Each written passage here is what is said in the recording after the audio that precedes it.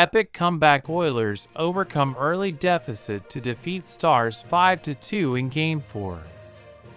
The Edmonton Oilers demonstrated their resilience on Wednesday by scoring 5 unanswered goals to overcome an early 2-goal deficit and secure a 5-2 victory over the Dallas Stars in Game 4 of the Western Conference Final, evening the best-of-7 series at 2 games apiece.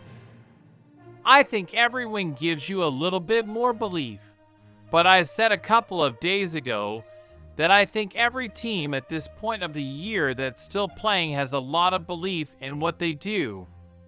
I think we're obviously one of those teams, Leon Draisaitl commented. We know how good we can be, and when we put everything together, we're a really hard team to beat, but so are all the other 3 teams that are still playing. For really good teams are still playing, and we're one of them. After the Stars captured early momentum and scored twice in the opening 5:29 of regulation, the Oilers responded with goals from Ryan McLeod and Evan Bouchard near the end of the first period. They then took control during a 51-second stretch of the middle frame with Matthias Janmark's shorthanded goal and Leon Draisaitl's 10th of the playoffs. It's funny in the playoffs how the psychology works, Draisaitl said.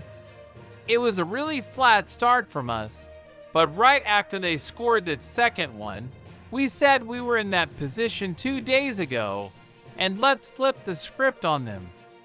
You get the first one, and then you get rolling from there. It's hard to explain why it works that way, but it's nice to be able to do that. The Oilers extended their successful penalty kill streak to 23 in a row on a crucial kill late in the third period. Janmark's shorthanded goal ultimately became the game winner before Matthias Ekholm added an empty net goal in the final 2 minutes of regulation. Stuart Skinner made 20 saves on 22 shots to secure the victory, and captain Connor McDavid contributed 3 assists.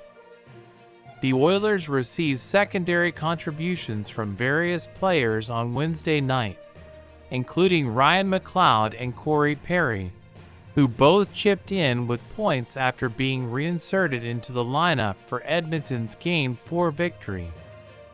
When you do get pulled out of the lineup, it's a tough pill to swallow, but you put that aside, and when your name does get called again, you come in and just work hard, Perry said. For myself included, it was about being hard on the puck, winning our battles, and that's all we're trying to do. The series now shifts back to Dallas for Game 5 at American Airlines Center on Friday. The momentum shifts witnessed throughout the first 4 games of the series suggest no clear end in sight. You've seen this right through the series where both teams have absolutely dominated, and then the other team has dominated, head coach Chris Knobloch remarked. It's been back and forth, and we didn't have our start. When you're down 2-0 in a game like this, it's hard to overcome, but I think we just got back to the way we were supposed to be playing. The Stars took an early lead only 58 seconds into the match with a pass from Jamie Benn finding Wyatt Johnston behind Edmonton's defense. Johnston capitalized on the opportunity and scored over Skinner's glove on Dallas' first shot. Just over 4.5 minutes later, ESA Lindell's seemingly harmless wrist shot from the point deflected off Darnell Nurse and into the net, giving Dallas a 2-goal lead and stunning the crowd at Rogers Place. I was thinking it was going to be a long night, Coach Knobloch admitted. It didn't look very good. Things weren't going our way. They looked much sharper making plays. However, playoff hockey often defies expectations, and Edmonton began their fight back by winning the next battle and stacking good shifts, eventually swinging the momentum back in their favor. "I think we had guys jumping over the boards trying to get momentum back," Brown added. "You don't need to make a flashy play or anything, just simple and hard. Win your battles, win your races, and we were able to take the momentum back." Ryan McLeod brought energy back to Rogers Place when he marked his return to the lineup by scoring off a loose puck left on Jake Odinger's left pad. Corey Perry, also reinserted into the lineup, picked up the primary assist, making an impactful contribution. "Yeah, really good. It was obviously very smart," Draisaitl said of Knobloch's decision-making. "Perry has I don't know how many playoff games under his belt, so he brings a lot of maturity and is a very smart hockey player. I thought all the guys that came in, which is not easy to do at this time of year, did a great job tonight." "It's not easy," Brown echoed about Knobloch. "It's his first time in the playoffs, and he's making gutsy calls. Credit to the guys. It's not easy to come from the press box and right onto the second line playing on Leo's wing, and they did an unbelievable job. That line was the best line tonight for us, and it was a gutsy win." When you get trust from your coach, it empowers you. The Oilers maintained their momentum and found the tying goal less than 3 minutes later. Zach Hyman won a stick battle in the neutral zone, allowing Ryan Nugent-Hopkins to gain possession and pass to McDavid inside the Stars' zone. McDavid's shot was saved by Oettinger, but rebounded to Bouchard, who buried the chance to tie the game 2-2 before the first intermission.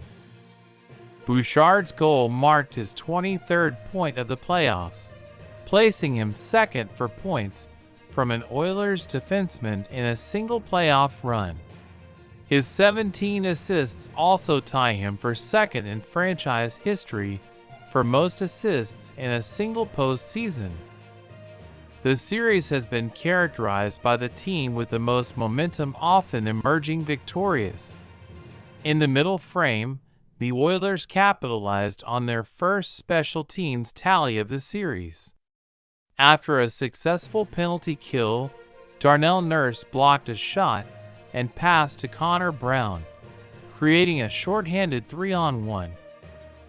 Brown's pass to Janmark resulted in a go-ahead goal, giving the Oilers a 3-2 lead. "We feel good about each other on that kill. We trust in each other," Brown said. "Unreal play by Doc there to win that battle and spring us. There's a lot to be said about Darnell. Everyone and their dog was coming at him this morning." 2 tough bounces to start the game, and he settles in and plays probably his best game of the playoffs and leads us to a victory. That's character right there. Janmark's shorthanded goal was his second of the playoffs, and his second career playoff point on the penalty kill. His only previous point on the penalty kill was an assist in 2019 with the Stars. "We've been confident lately and have had a good kill in this series, so we've got them a bit on their heels," Janmark said. "We played to our structure on the goal, and we got a big block from Nurse, and then Brownie picked it up. We were able to go the other way." The crowd at Rogers Place erupted only 51 seconds later when McDavid poked the puck free to Draisaitl, creating another odd-man rush with Hyman. Draisaitl's give-and-go with Hyman resulted in a goal, extending the Oilers' lead to 4-2. Draisaitl had only one goal in the series before breaking it open for the Oilers in the second period. His 10th goal of the postseason marked a turning point, with the German now having 2 goals and 7 assists in games following a stretch of 2 without points, a rare occurrence in his career. The final frame saw the Oilers work to shut down any chance of a Stars comeback, unlike Game 3 earlier in the week when Dallas scored 3 in the third period. This time, Edmonton's defense and penalty kill held firm. Really good. We rolled lines, everyone stayed fresh, stayed above them, and made the right decisions at the lines, Draisaitl said of Edmonton's third period. I don't know. What did we give up? Maybe one look on the power play in the slot. So very mature and very well done. Dallas outshot the Oilers 8-5 in the final 20 minutes and had a power play chance in the last 5 minutes, but Edmonton's penalty kill streak reached 23 straight, forcing Dallas to pull their goaltender. We got a 4-2 lead, and we took a penalty, and this is their opportunity to get back in the game, Knoblauch said. It's their opportunity to make it 4-3 with plenty of time left on the clock, and we come up with another kill. No matter who we've had in the lineup, we've had a lot of guys in and out as those penalty killers, but everyone stepped up and taken a lot of pride in that job. Matthias Ekholm sealed the victory with a full-ice empty net shot with 1:53 remaining, sending the series back to Texas with both teams even at 2 games apiece in the Western Conference Final.